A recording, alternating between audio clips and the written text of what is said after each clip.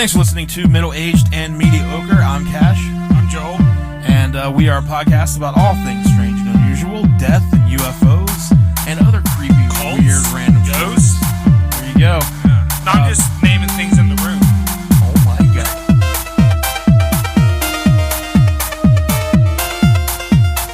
There's a cult of ghosts.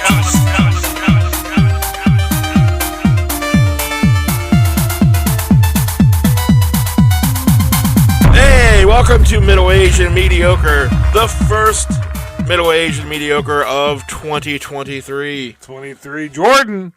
Ooh, it's the year of Michael Jordan. Yep. The year of our Lord and Savior, Michael Jordan. I'm going to gamble a lot. According to some, though, he was not as good as Muggsy Bogues. But we won't get into that. That's neither here It's not Halloween. nor there. Yeah, it's not Halloween.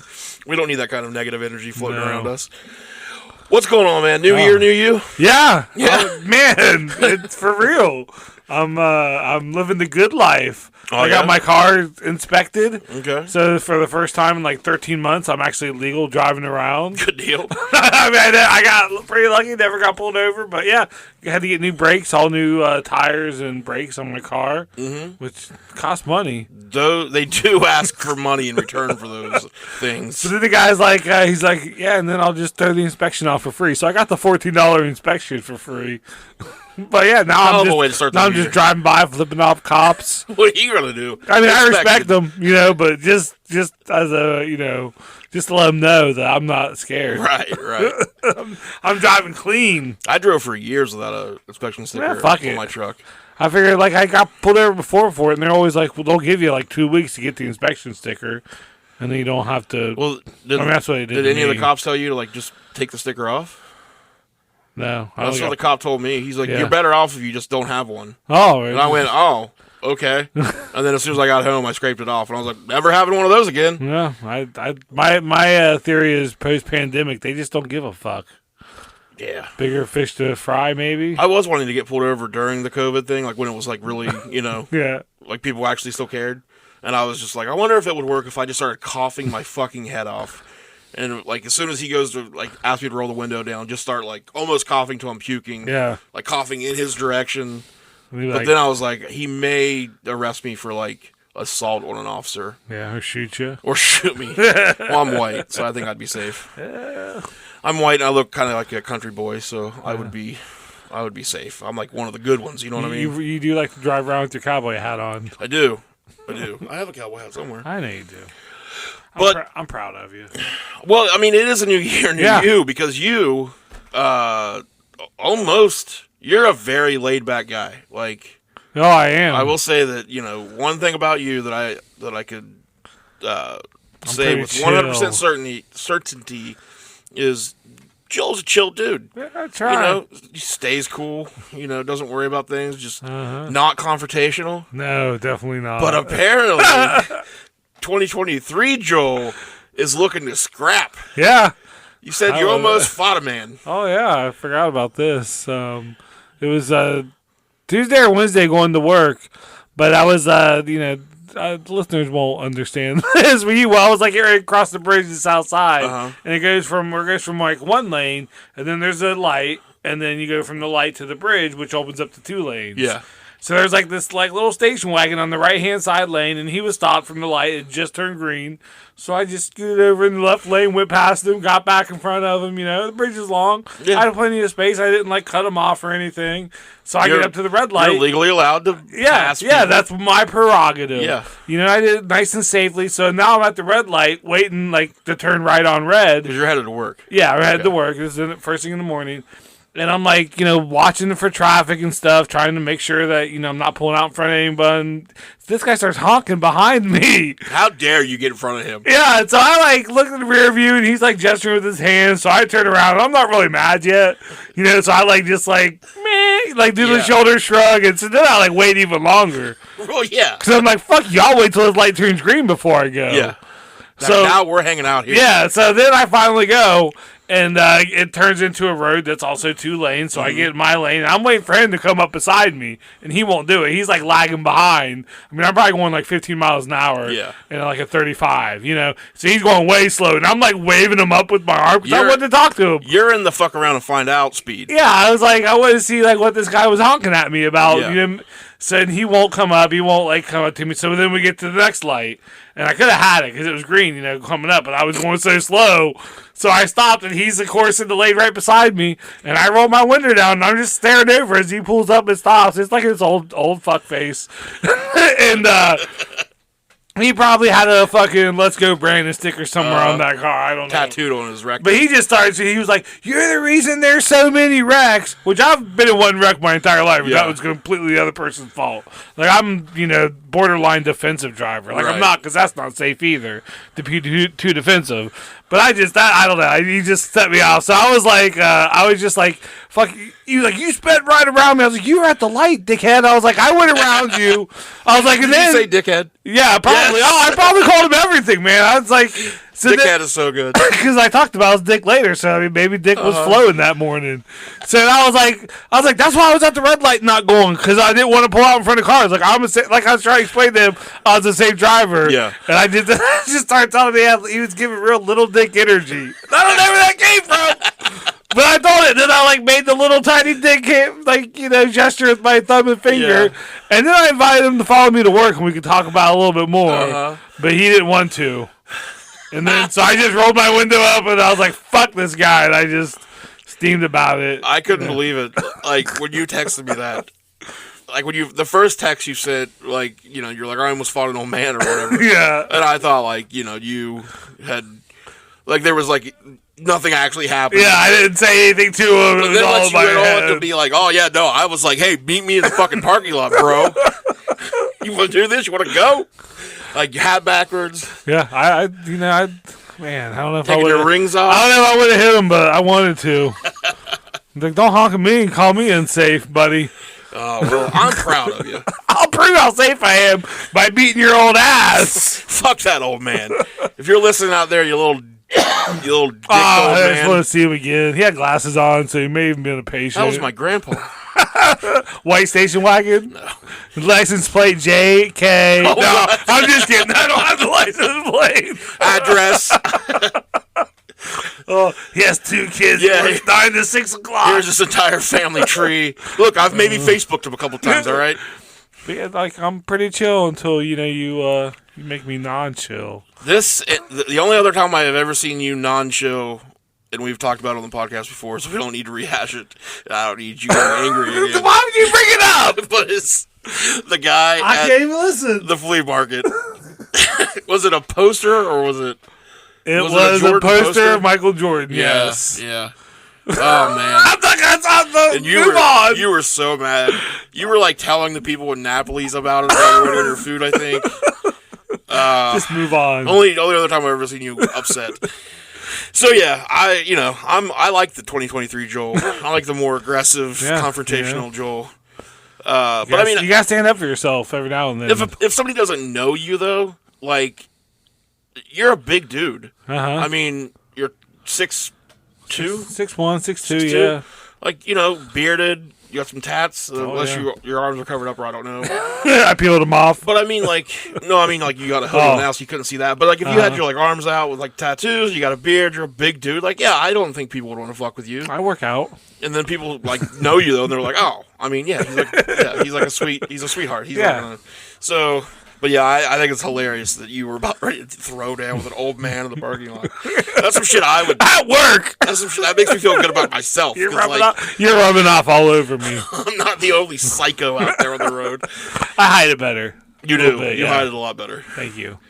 Because I assume that one day I will be shot. I mean, that guy could have a gun. That's what I thought afterwards. Like, I'm glad that guy didn't just have a gun. Yeah. I think that would have just made me madder. I think I definitely. How dare you you? really showed me a gun. I feel like I was like, oh, so you do have a little dick. Good. I feel like that would legitimately be my response if a guy pulled a gun on me. I would be like, how fucking dare Fuck you. Yeah. Fuck You loser. Yeah. You're going to pull a gun? I would be so mad about it. And then they shoot us right in the face. Yeah. But I would die angry. How dare you? I'd die the way I lived. You know what I mean? Yeah. Incredulous, is that the word? But before we do get it, like, so keeping on, like, to kind of go the other side of the coin there, like, new year, new me, you, us. We talked in the last episode about having a more positive outlook on things. Sure. We quickly decided that wasn't us. It wasn't going to happen. However, I would like to put out there into the world that, and maybe this is just me, maybe this is just coming from me, so maybe I don't speak for you on the show, but I think you'll agree with me here. We need to encourage more kindness in the world. Yeah. Just random acts of kindness. If you're listening and you're a fan of our show, if you like us, just do something nice for someone. It doesn't have to be a huge grand gesture. Do something nice for me. No. Do a nice thing for a stranger. Yeah. Just be a nice person. Lately, I've encountered too many just shitty human beings, and there's no need for it. Yeah. Like, I feel like it takes more effort to be an asshole than... If someone's an asshole, you give that energy back to them. No, yeah, I will, yeah. But yeah. if they haven't been an asshole yet, you're just, maybe, just be nice. Hold a door for somebody. That's what I feel like. Just want to put that out there. Like, I feel like we can be our negative selves. Maybe I'm rubbing off on you. We're rubbing off on each other. We're trying to somehow make each other more It's like a big old circle jerk right now. But I was in... You're the yin to my yang. I've started, unfortunately, like, I hate going there because I hate supporting them. But I've been going to Hobby Lobby lately because it's the easiest place to buy art supplies and things. And they had a very specific thing that my mom wanted, so I got it for her birthday. So I kind of had to go there. But while I was there... What a weird name, Hobby Lobby. Hobby Lobby. Like, isn't a lobby something that you wait in before you go into something else? Yeah. So what the fuck? Well, you're waiting to get into heaven. Is a lobby for heaven? Hobby Lobby. Oh, yeah, they're big on their heaven. Is a waiting room for heaven. Mm-hmm. All right. Oh, they love Jesus. Cool. That's their whole thing. Huh. They don't like contraception or, I'm going to fuck someone raw dog in there just to show abortions or anything like that, or like women's rights. They don't like that. Oh, man. But they love Jesus. They love money, right? Anyways, like, I've always kind of had my suspicions that, like, I felt like probably the clientele there were the worst because I figured it was mostly just white Christian women. Uh-huh. And I'm pretty sure after, like, a few experiences of being in there now that I am correct in that. And the last time I was in there, I go up to the counter, and there's just, one counter open. I have 3 things that I'm buying, 3 small items. As I'm putting them on the counter, a lady behind me, exasperated, looks at another employee who's cleaning some stuff up. Yeah. And goes, "Is there another register open, or do I have to wait?" And You're in the lobby, ma'am. That's what it's for. I turned and gave her, like, just the shittiest look I could possibly give another human being. Yeah. And then the other employee that was cleaning goes, "This is the only one right now, but give me a second. I'll get another one open. I'll call someone to open up another one." Yeah. And I turned to look to the woman, and I was like, "Yeah, because God forbid you have to wait for more than 5 seconds." And she went, "What?" And I was like, "Just chill." And then I went back to what I was, like, finishing my... Women love to be told to just chill. Just the look on her, like, just the worst. See, you could have been nice and just let her go in front of you. If she hadn't been shitty, She proved to be an But asshole again, I had 3 small things. It's not like I'm, like, got a cart full of shit. You'll like, be gone, too. Yeah, give me... It's going to be a minute. Like... Her hobby is not patience. Anyways... We're going to get into it. Let it go, Josh. I've already let it go. Let it go, buddy. It's gone. We're going to do a quick update on the Moscow, Idaho... America. Stabbings. Yeah, the one in America. Yep. Since we last talked about it, they have arrested a suspect, taken a suspect into custody. on Friday, December 30th. And they got him there back. They got him back to Utah. He waived his what's it called? Expedition rights. Not an expiration right, because that means he's dead. Yes. He needs to be. They got him in Pennsylvania. Yeah, up in the mountains. Up in the mountains. Pine Bluffs. Mm-hmm. On December 30th, 28-year-old Brian Koberger was arrested and charged with 4 counts of murder and 1 count of felony burglary. He appeared in a Pennsylvania courtroom on January 3rd and waived his extradition to Idaho, meaning he had voluntarily agreed to return to the state to face the charges against him. He was transported back to Idaho on January 4th. Since then, quite a bit of new information has come out, and some previous information has been made a bit more clear. The most interesting to me is the information concerning one of the surviving roommates. Her name is Dylan Mortensen. When we first talked about this story, I had my suspicions of the roommates. Yep. Because I thought it was crazy to think that, 2 people slept through 4 stabbing people getting death murdered. Yeah. And then after I kind of looked more into it, and I kind of saw how the place was structured and everything, I kind of took that back and thought, Are you flip-flopping again? I'm flip-flopping again. Wow! You're like a fish out of water right now, just flip-flopping back and forth. I'm like a politician. Oh, yeah! We can get political here. Please don't. She's... Okay, so... Okay.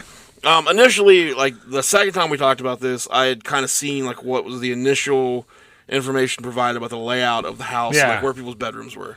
So initially, it's made it seem like Dylan and Beth, they were the 2 surviving roommates, that their bedrooms were both on the first floor, and that then Xana Kernodle and her boyfriend Ethan Chapin were on the second floor, and then Madison Mogan and Kaylee Goncalves were on the third floor. And really, the first floor was kind of underground a little bit, right? It was like, so the first floor sits on street something, level, yeah. and then the second and third floors are like, there's a hill. Yeah. They're up a little bit. But now it's come out that Dylan's bedroom is on the second floor, along with Xana's. So it's Beth on the first floor, Dylan and Xana on the second, Madison and Kaylee on the third.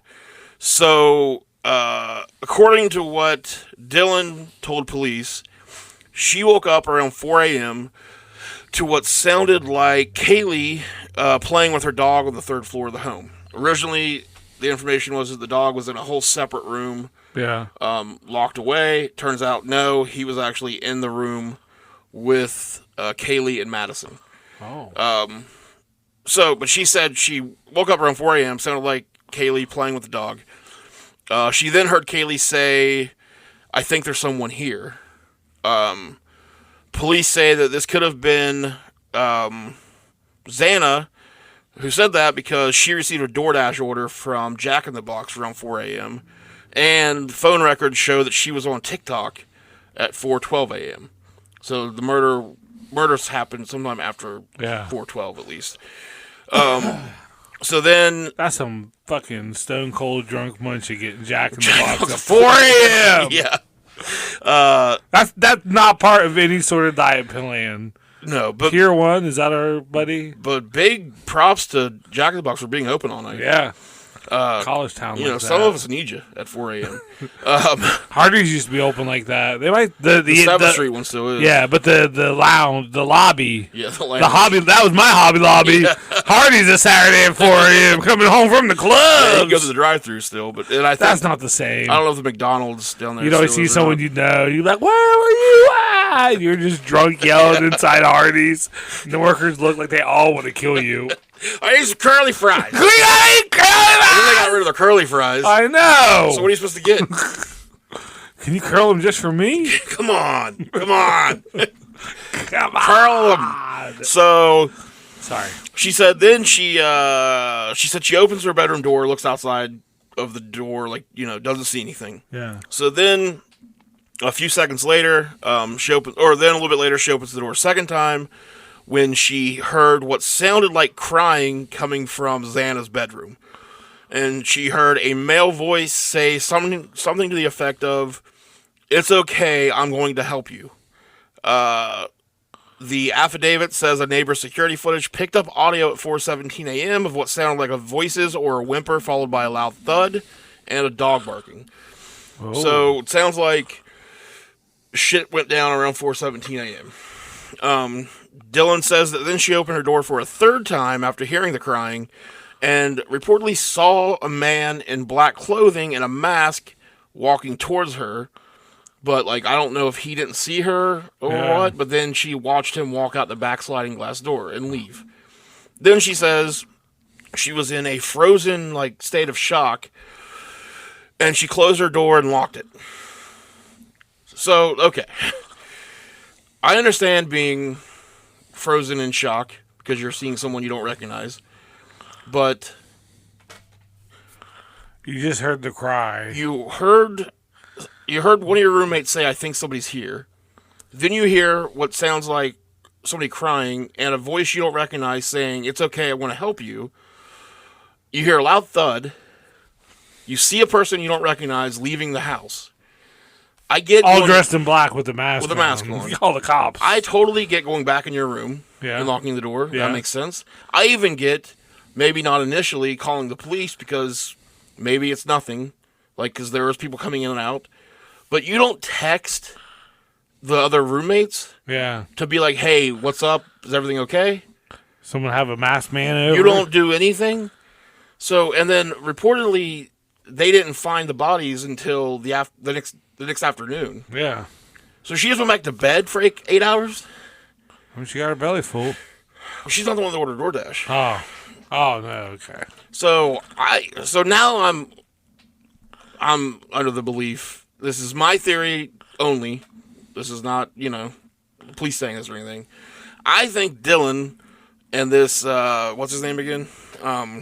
Brian are involved somehow. Yeah. I think they know each other. I think, because the first thing he said when he was arrested was, have you picked up anybody else for this yet? Yeah. So I think there's a connection there. And I think she's somehow involved. Because I don't understand how this goes down and you don't, like, you can text. Someone else was in the room with her, too, so why wasn't the other person was like, no, they're on the first floor. Oh, okay. Dylan's in her own room by herself. Okay. But Xana's right on the same floor in her room with Ethan. Yeah. Beth's on the first floor in her bedroom. Madison and Kaylee are upstairs on the third floor in their room. So they killed the two sets of people that were in the same room. Yeah, they killed left the two single bed people. Yeah. Wow. So, and then I could be wrong about this, but whenever she heard somebody saying it's okay, I'm going to help you, I'm wondering if, like, he didn't make Xana stab Ethan. Like, was saying, like, telling her to stab him or whatever, being like, it's all right, I'll help you do it. Yeah. Like, I don't know. Like, it's just me creating a story around what was said. But, yeah, like, there's something, it just doesn't make any sense. Like I said, I totally get going back into your room and maybe not immediately calling the police. Yeah. But if he wasn't wearing a mask, maybe. But if she's saying that she saw a masked dude in the house, like, that's just so weird. Like, how do you not text one of them? Yeah. Just, hey, are you guys okay? Like, what was that loud thud? Yeah. Like, yeah. So, I don't know. It doesn't make any sense to me. I'm very interested as more details come out as to what's going on. But they do have him in custody. He's apparently a criminology student. He's got like a PhD. From what I've read, people theorize that he was trying to, like, basically commit the perfect murder or perfect crime. He's super interested in serial killers. I bet he's seen Dexter. He's probably seen Dexter a couple times. It looks like Dennis Reynolds. Yeah. A little bit. Dead-eyed. So, yeah, as we get, like, I'm sure every week we'll have some new information on this case. But I'm calling it now. She's involved somehow. So, whenever it turns out to be true, I would like to go ahead and be hired on as a FBI profiler. Yeah. Or something. They hired Monk. They hired Monk, for God's sake. Yeah. And I don't have the weird OCD thing. I've seen that too. I just need to be told I've seen Monk, Dexter, Silence of the Lambs.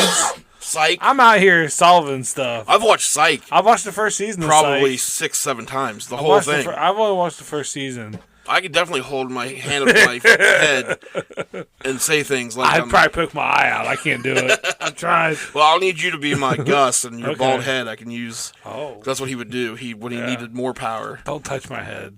You can have a hat sweaty. on. You can wear a hat. Sweaty. Okay. I can still conduct. All right. Yeah. I'll still be sweaty through the hat.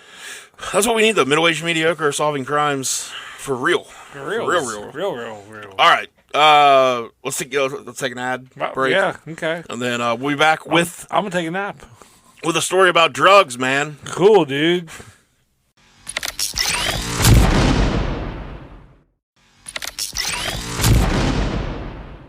We're back. You lied. It did hurt. You said it wouldn't hurt. Well, it hurt. It didn't hurt that much. It didn't hurt you. It didn't hurt me at all. Man. I'm fine. You'll make it. You'll survive. Just put some lotion on it later.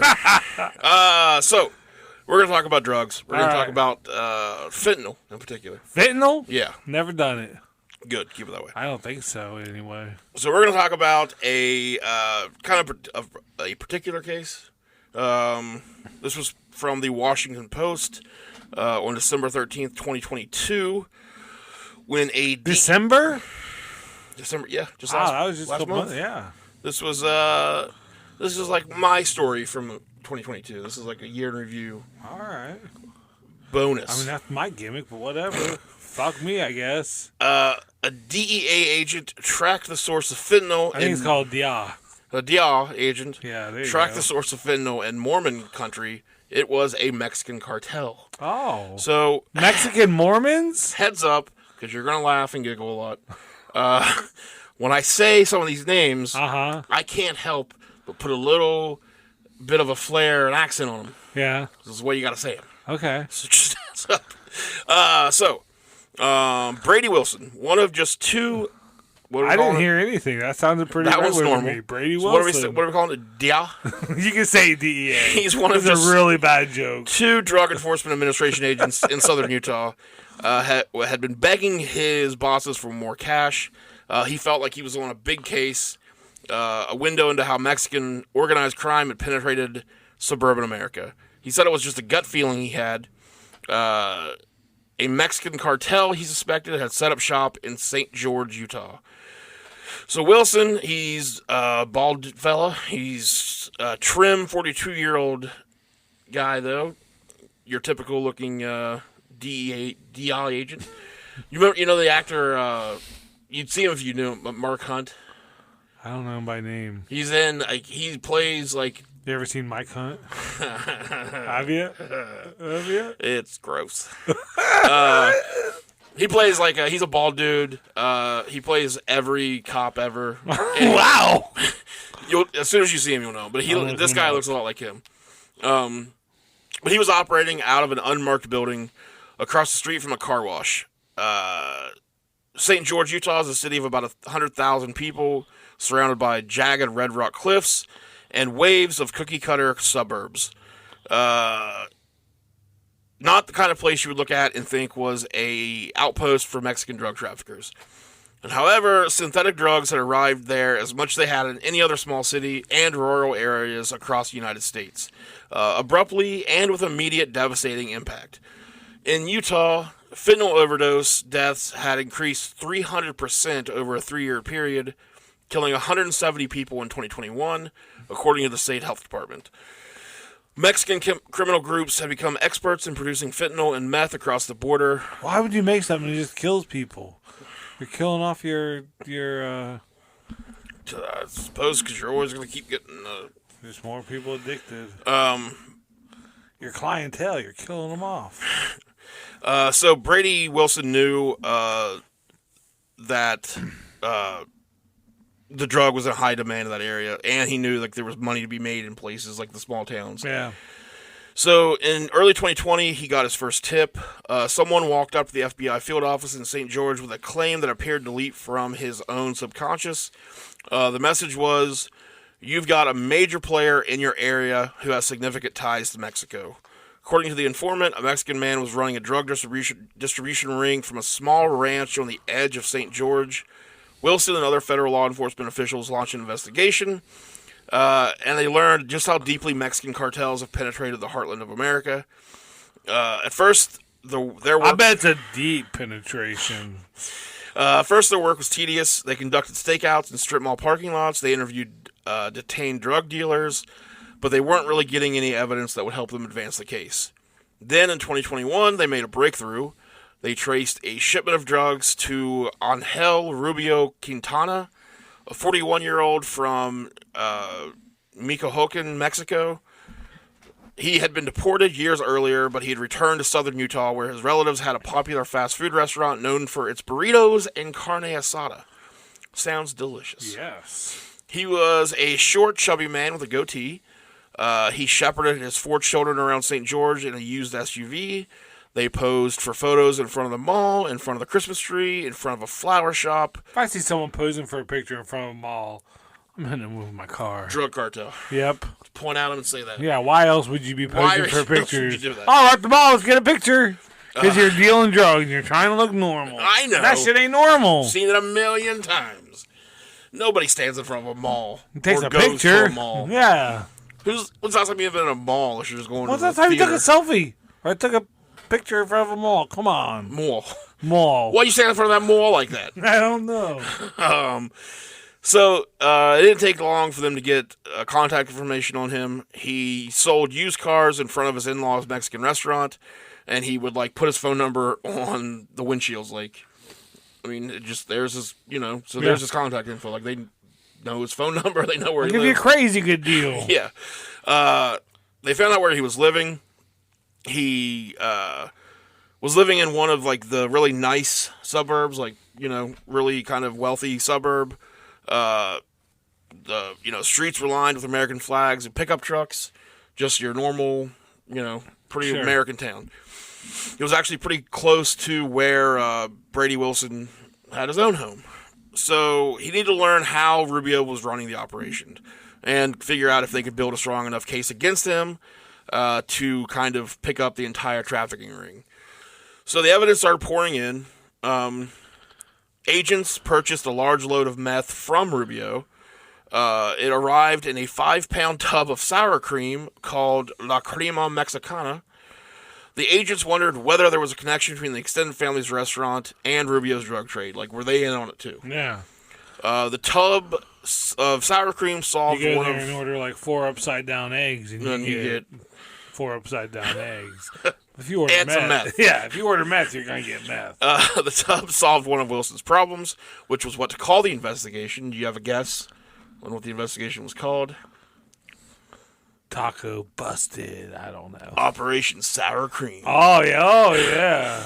So, drug trafficking routes... Print up some shirts. Drug trafficking routes through Mexico, Wilson learned, are the product of years of turf wars, shifting alliances, and continually refined smuggling techniques. I've seen Ozark.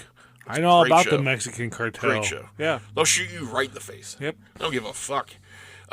Nearly a century after early opium smugglers lugged their loads across the across the Rio Grande.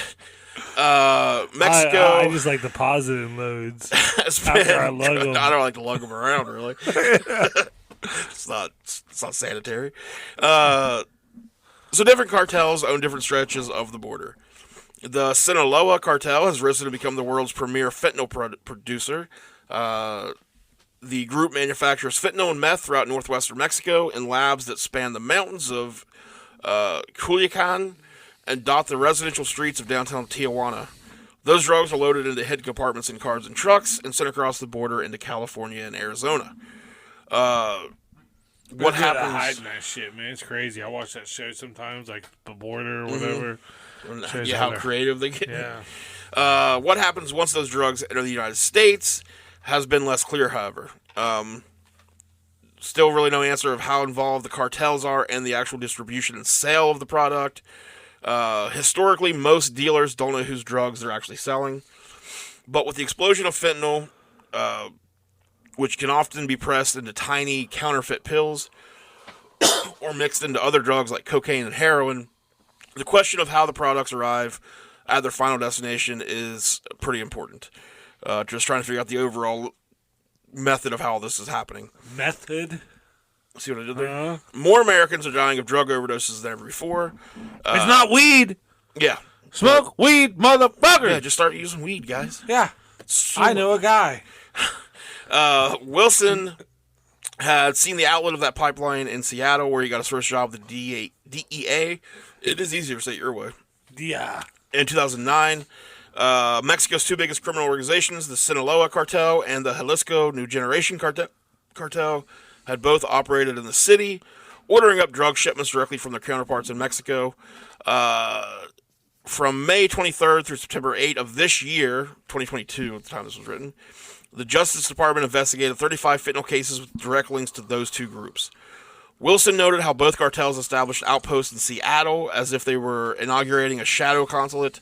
The cartels recruited from within immigrant communities, exploiting recently arrived Hondurans, for example, who were pressured to pay back human smugglers by dealing drugs. So, not a bad way to... They don't have really any options. Yeah. So you kind of force them into doing your work for you. As Wilson settled into St. George, Utah, however, Sinaloa-linked busts were being made in unlikely places away from major American cities. Trafficking rings were uncovered in western Pennsylvania and Battle Creek, Michigan. Authorities found one Sinaloa affiliate using a bootleg phone to operate out of a federal prison in Henderson, North Carolina. Damn. Throughout the 2010s, the closest drug cartel outpost to St. George, Utah was Las Vegas, about a 2-hour drive away. Small-time drug dealers transported modest loads, sometimes just a few ounces, from there to southern Utah. Most of our cases were just these local people going to Vegas to pick up an ounce or two, maybe 100 pills, maybe 200, Wilson said. In 2015, the DEA published a map of areas of influence of major Mexican transnational criminal organizations. St. George, Utah wasn't even mentioned at the time. It wasn't a big enough market to even warrant recognition by the cartels. They don't want it mentioned. But demand for synthetic drugs had increased in southern Utah, just as the supply had surged in Mexico, and St. George became a booming, growing metropolitan area and a booming drug center, basically. When Wilson first arrived in Utah, he and his colleagues were finding fentanyl everywhere, in pillowcases and glove compartments during routine traffic stops, next to the bodies of overdose victims, once in a plastic bag in a Panda Express bathroom. The drugs that arrived here from Las Vegas were no longer enough. St. George had apparently gotten its first hookup directly to Mexico. That hookup was Ángel Rubio. Rubio was no one's idea of a cartel kingpin. He was illiterate. He was constantly in debt. He can't read none? He can't read none. Damn. Not a one. His drug business was perpetually short-staffed, so he enlisted his teenage son. Even the front for his operation, a 10-acre ranch on the edge of town, gave the appearance of an amateur because his cows kept escaping and just kind of wandering into the suburbs. And yet his ability to order up drugs from Mexico was impressive to the agents watching him. At some point in his early middle age, Rubio had connected with the Sinaloa cartel. To begin building their case, federal agents began purchasing larger and larger quantities of drugs from Rubio, using an undercover buyer to determine the scale of his operation. We were buying meth at $4,000 a pound, said Jay Tinkler, then the top DEA agent in Utah and Wilson's boss at the time. Tinkler pleaded for more government funds to buy more drugs. I'm calling my boss and telling him it's a really good case, I'm telling you. I didn't talk to the government about buying more drugs. Yeah, look, man, I got a great case going on. Yeah. I got eyes on the guy. These walls talk to me sometimes. I just gotta hear what they say. I just know. Help me out. It's a gut feeling. Give me more money. Or just give me the drugs directly. I don't care which way you guys want to do it. Those purchases eventually helped the agents get a court-ordered wiretap on Rubio's phone. And that's kind of how they got the glimpse into the life of his cartel connection. They had 24/7 surveillance on him, and they had a team of interpreters. Rubio repeatedly called the same two men in Sinaloa, sometimes multiple times a day. The agents would hear him say, "I need buttons," which means fentanyl pills.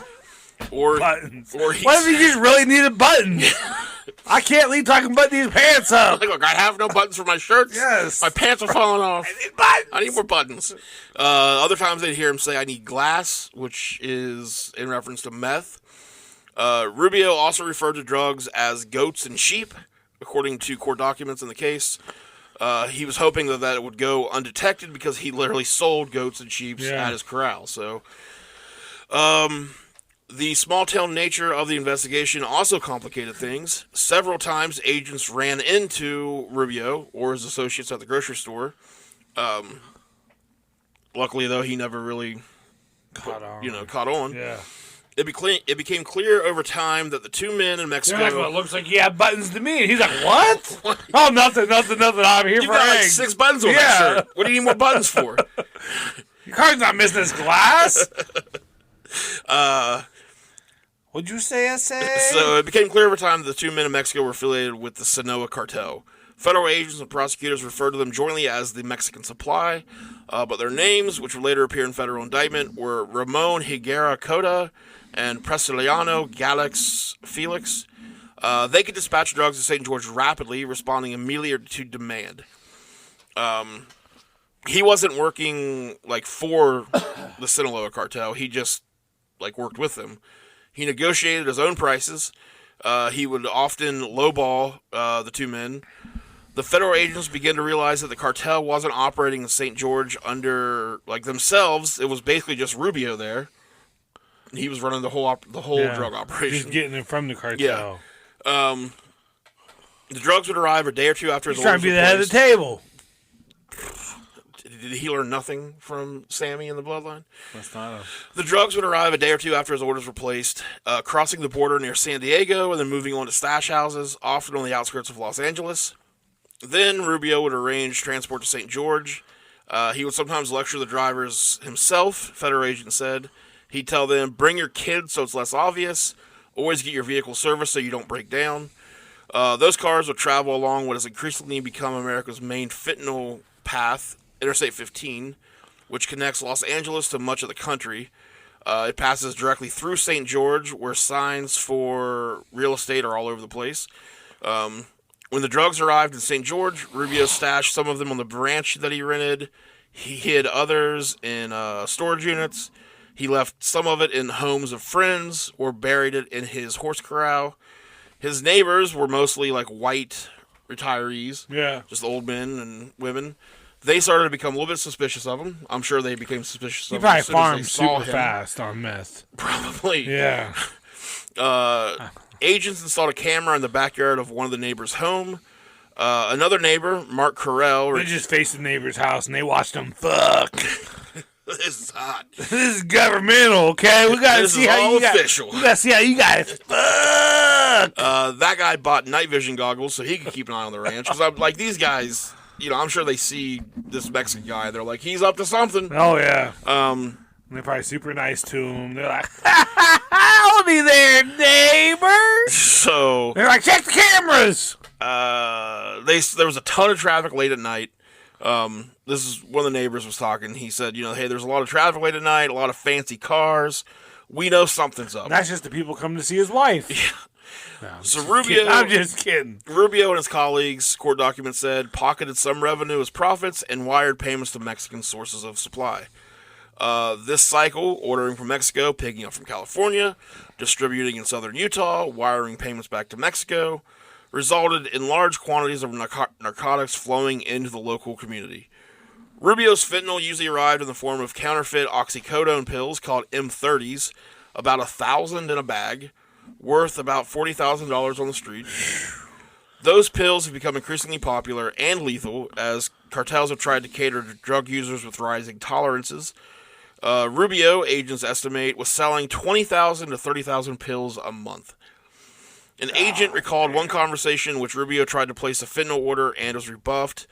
We already moved over 25,000 pills yesterday. I need them buttons. One of the men in Sonoma said, you should have given me an order. It's already all gone.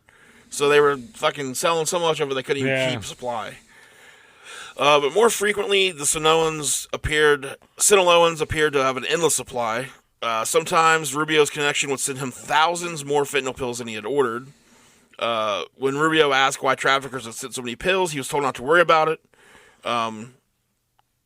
So the average number of fentanyl pills per seizure in Mexico since 2018. So in 2018, there was about 7.8 thousand pills per seizure when the government would make arrests and shit. 2019, it was a little bit below that.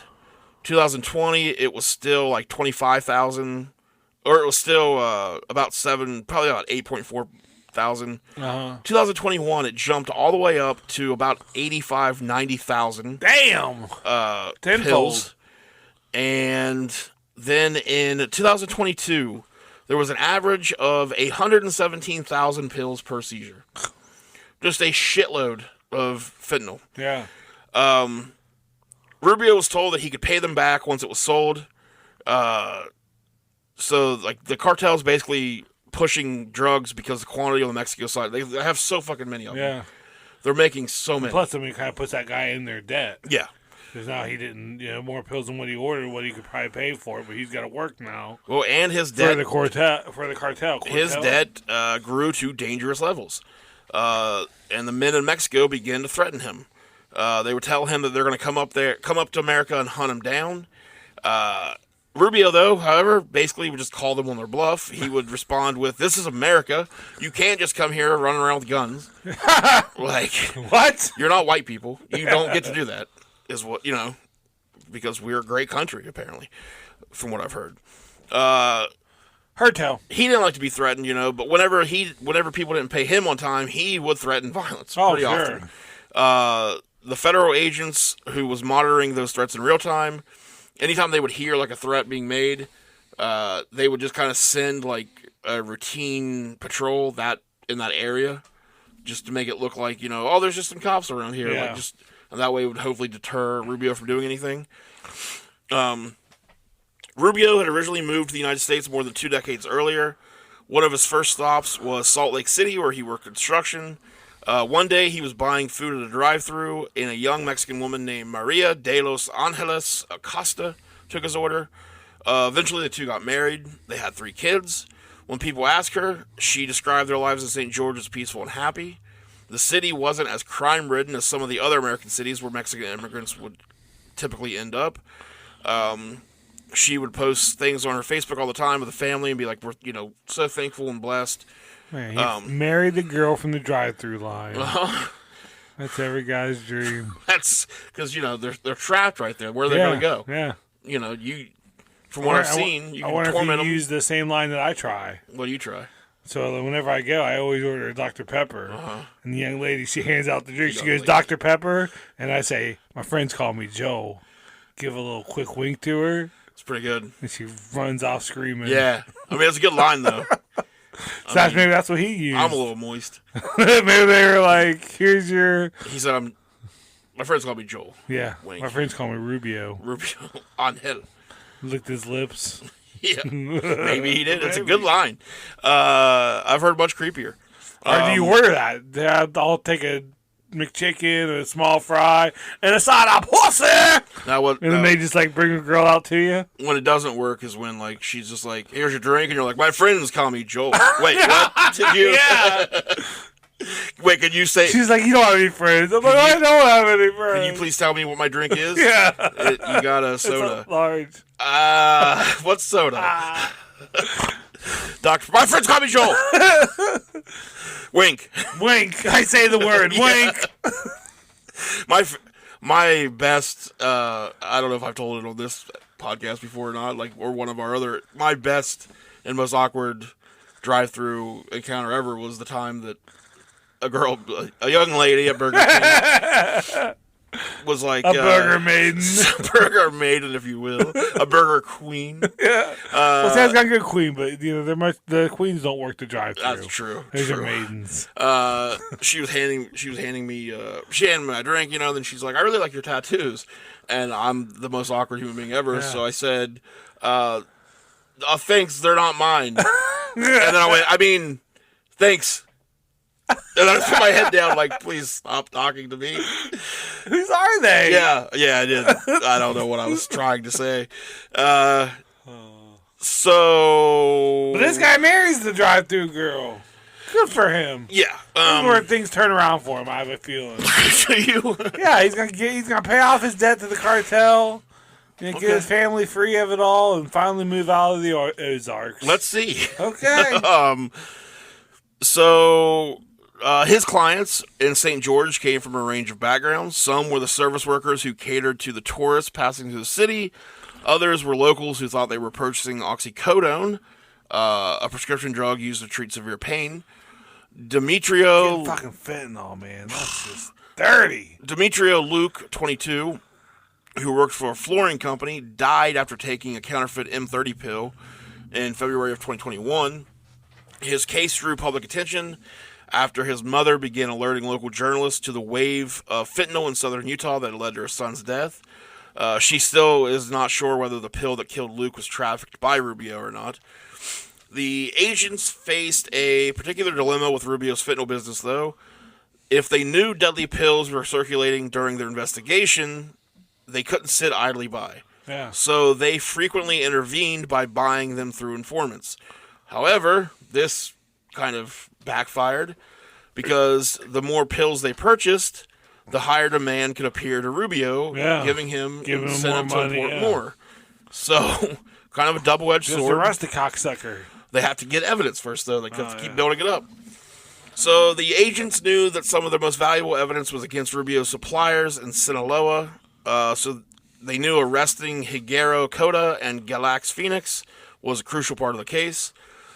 Those men appeared to be on the front line of the explosion of fentanyl. Aside from the M30 pills, they offered Rubio cocaine and meth laced with fentanyl. Can I just get the cocaine? Y'all, you can keep the meth with the fentanyl. I don't need all that shit you got. Cocaine? Later, Rubio would tell people that he was merely working for the two men in Sinaloa. He was a small fish, he said. Because Higuera Cota and Galax Felix were in Mexico, the U.S. agents in Utah couldn't arrest them. Agents believed that they were exporting fentanyl and meth across much of the southwestern United States, potentially pushing millions of M30s across the border every year. The agents in Utah shared their evidence with Justice Department officials in Washington. They hoped the case they had built against the two men in Mexico would lead to their arrest, but that has not happened so far. Mexican officials have not pursued either Higuera Cota or Galax Felix, according to the country's Attorney General's office. That office would not comment on why it had not issued arrest warrants. In St. George, though, federal agents decided they needed to move forward alone. By early 2022, the agents believed they had enough to build a case against Rubio and his associates in the United States. On a bulletin board in Wilson's office, they had mapped the dense web that connected Rubio to his team of dealers and suppliers in Mexico. Some Pepe Sylvia shit. Carol! They were ready to make arrests. So, takedown day was February 15th, when dozens of officers from several SWAT teams, along with federal agents, prepared for raids against Rubio and his accomplices.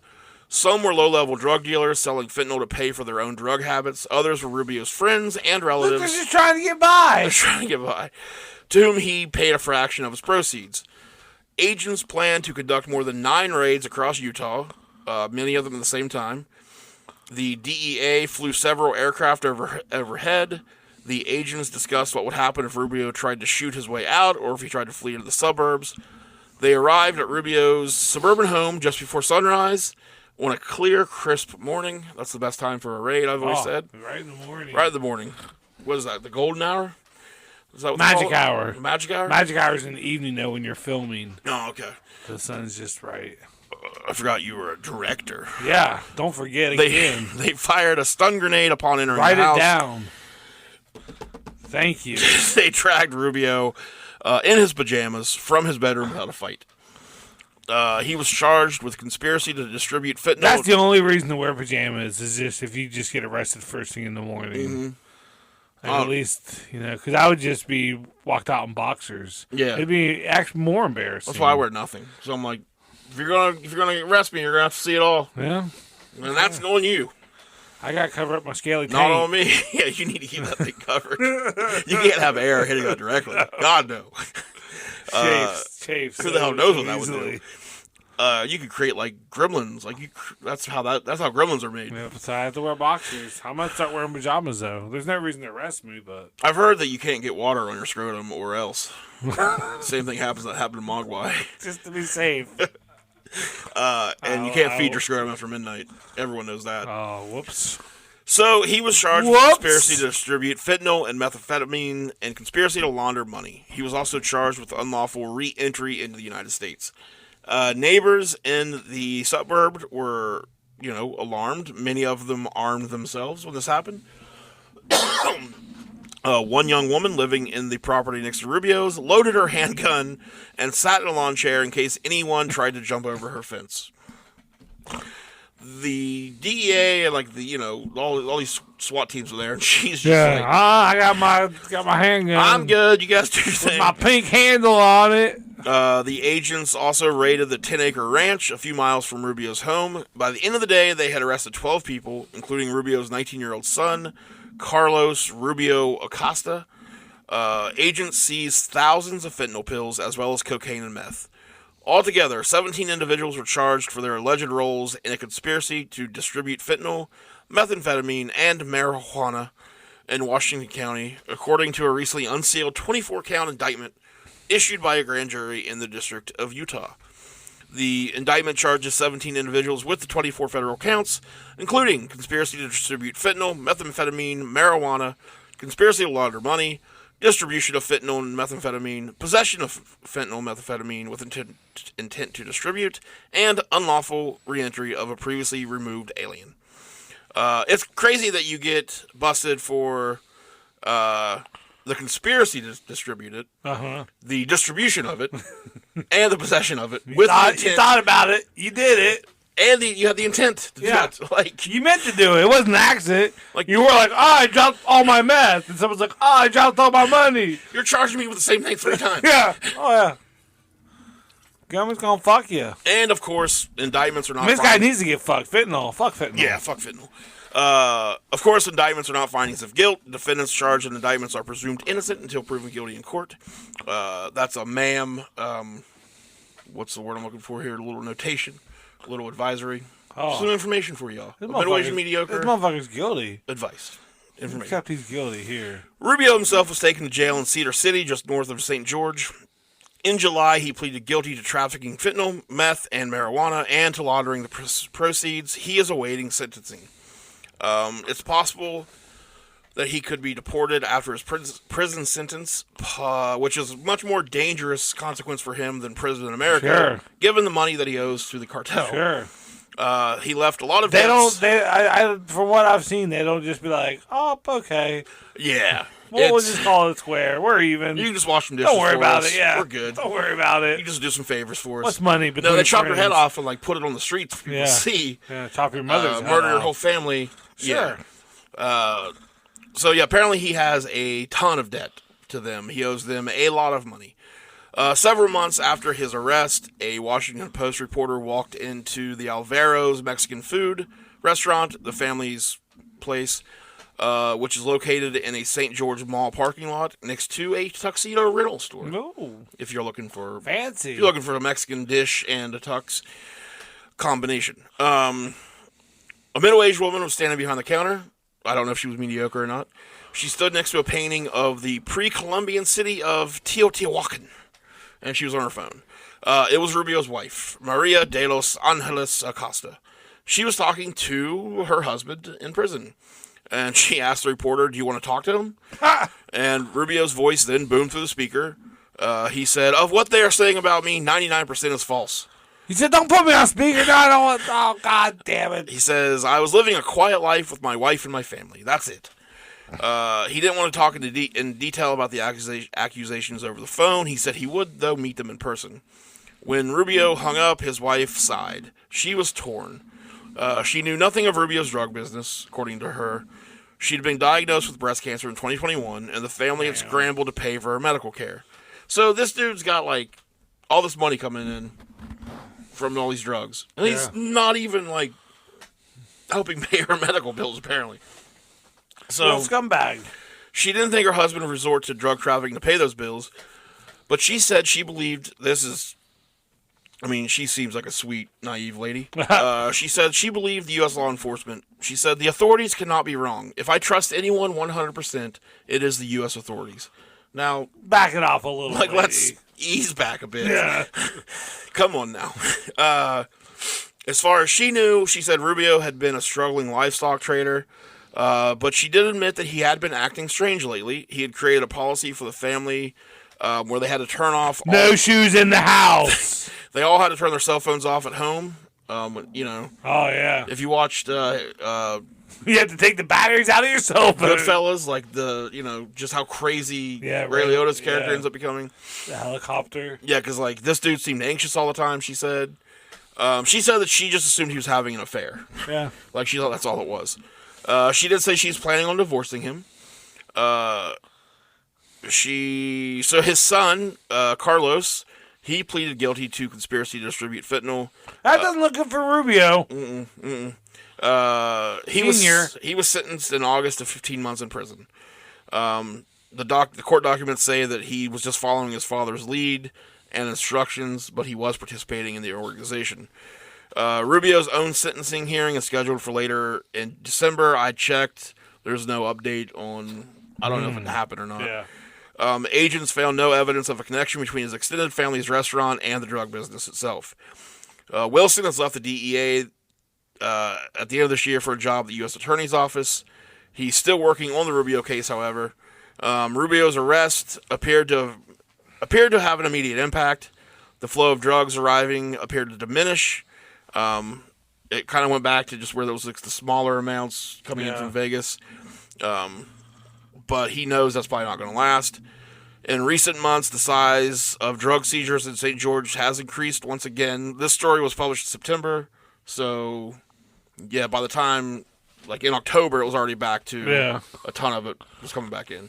People love their fucking drugs. So, that's the story of this DEA agent and old Rubio. Fentanyl Frank. But as a little bit of a follow-up on the fentanyl thing and all this shit. So, back in September of 2021, PBS NewsHour did a story where they were given access to one of the Sinaloa cartel's fentanyl labs and spoke with masked fentanyl cooks on camera. And for a multi-million-dollar operation, it is fucking low-tech. So they use a handful of dirt thrown into the wind to gauge which way the wind is blowing, because one gust in the wrong direction and any mistake in the process could lead to death. So, like, as they go to start, they just toss the dirt up in the air. All right, we're good. Lick their finger, hold it up. Yeah. One of the cooks, they're calling him Pedro. He stated, "Your life is at stake anytime you're cooking.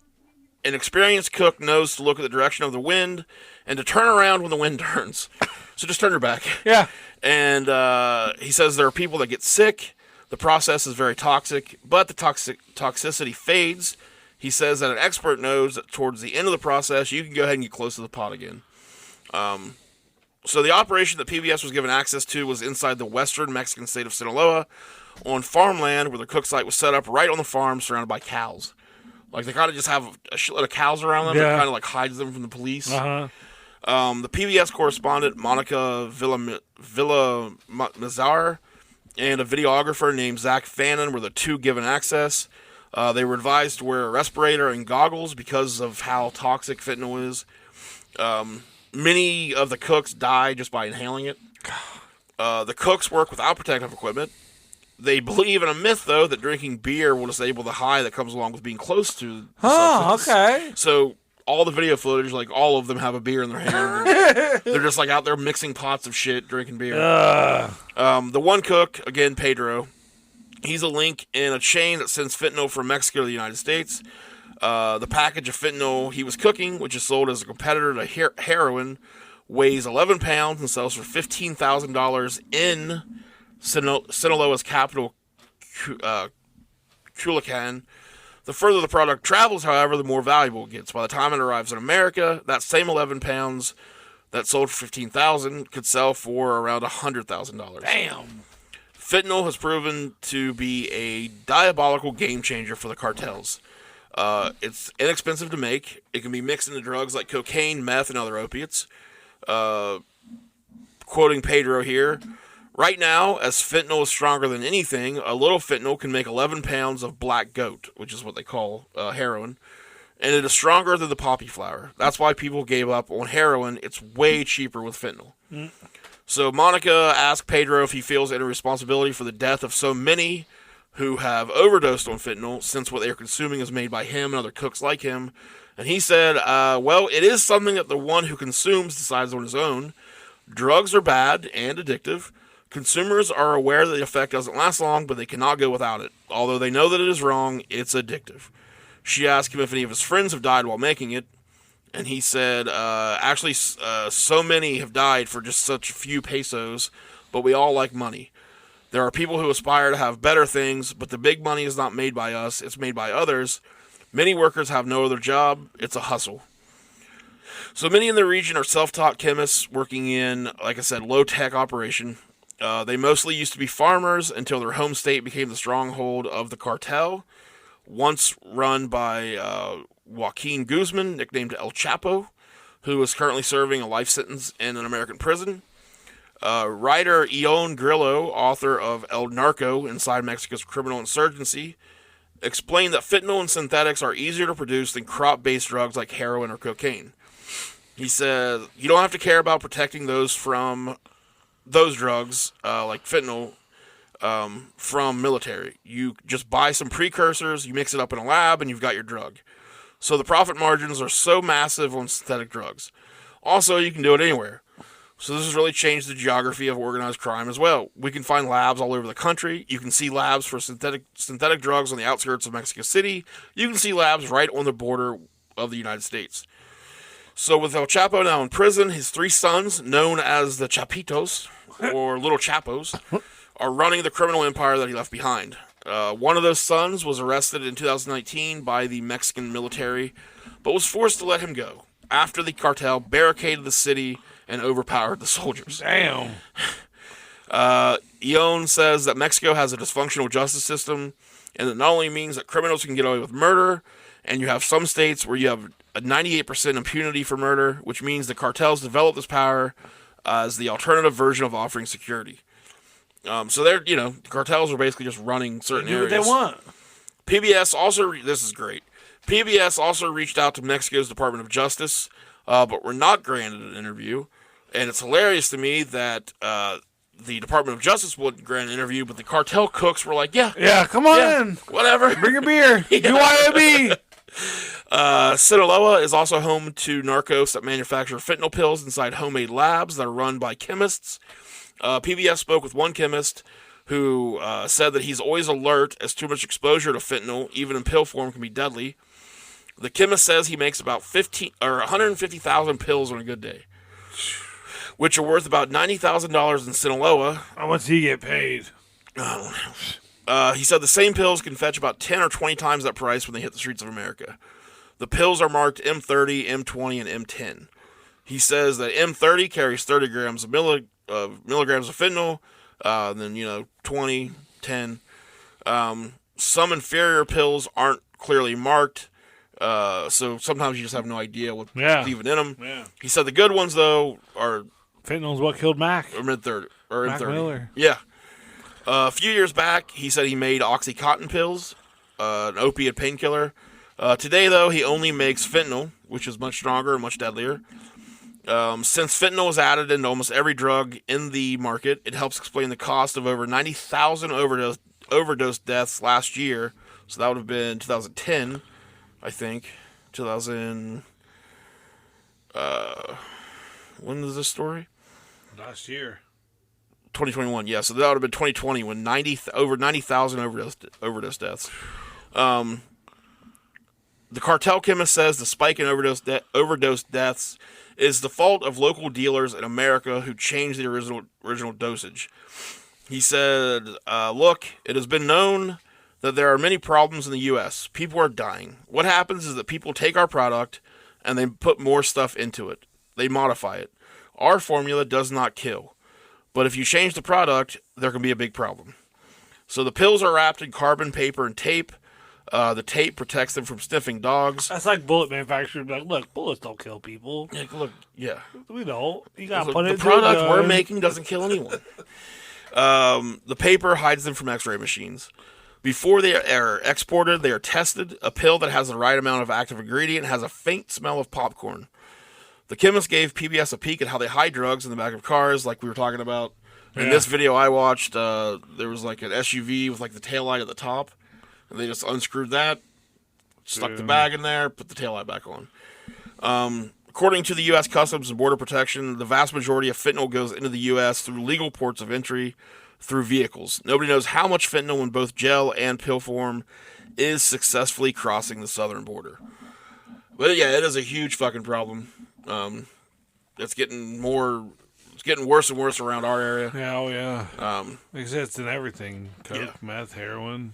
Yeah, it's some scary shit. Yeah. It's not my weed, or in weed. But yeah, I thought we would change up from like murder and stuff. Well, I mean, it is murder in a way. Yeah. But bring some light to a growing problem. It is just crazy how I'm not gonna do fentanyl. You scared me straight. Good. You scared me straight. It's just crazy, like how like the cartels control control some of the area. Like just they outgun the military. You know, there's nothing the government can do down there. It's crazy. Yeah. So we got some stuff coming up pretty soon. I posted on Facebook. We have 2 shows coming that are going to be Spotify exclusives because we are going to be using licensed music in them. So the first show I posted is going to be the Cosmic Whiskey Hour presented by Ray Gun Radio. Pew, pew, pew, pew, pew. That's awful. Awful. That's going to be my show where it's just us making laser gun noises. it's just going to be me and Joel going pew pew pew pew pew pew. Oh, that's just you. Where I'm going to tell some stories about my life in wrestling, Uh-huh. and then just like talk about some other things, and then play you guys some music. So I'll be drinking some whiskey the whole time. Hence Cosmic Whiskey Hour. Wow. The other show we're going to not announce yet. Nope. But it's going to be fun. I'm very much looking forward to it. It's going to be the dumbest thing we've ever done, but I think it's going to be maybe the most fun thing we've done. Dumber than this. Dumber than this Wow. somehow. But man, is it going to be fun. Yep. But we'll have both of those coming out soon. So if you don't listen to us on Spotify, I don't think you have to have like to listen to podcasts. I'm 99% sure you don't have to have a premium subscription. Yeah. Because I used to listen to it all the time when I didn't have it. Yeah. I don't know. So it's not the same as music where like you can't pick what I you're have listening a to. premium. I'm pretty. It was So- gifted to me. If you listen to us on Apple or something else, you might want to consider possibly getting the Spotify app just for us. Yeah. Because these 2 shows will be Spotify exclusives just because of the music. So we'll have more information about those as they get closer. I'll have the first Cosmic Whiskey Hour out sometime in the next week or so, and then our other show, it's gonna be a good one. Wait and see. Here. Like we said at the beginning of the episode, just do nice things for people. Yeah. Be a good, decent human being. Don't do fentanyl. Don't nice do fentanyl. things. Do nice things. Yeah. And this doesn't go along the same lines, but if you want to be nice, please rate us. Give us a good rating. Leave us a review. Share us with your friends. Force them to listen. Yeah. No matter what you got to do. Time down. Force us on your enemies. Do whatever you need to do. Tell us we're good boys. Tell us we're good boys. Mostly Joel. Mostly me. Joel, give him a belly scratch. I'm a good driver. I'm a good boy. I can't. I'm becoming a bad driver. Yeah. I cannot drive at night anymore. That's what you told me. Yeah.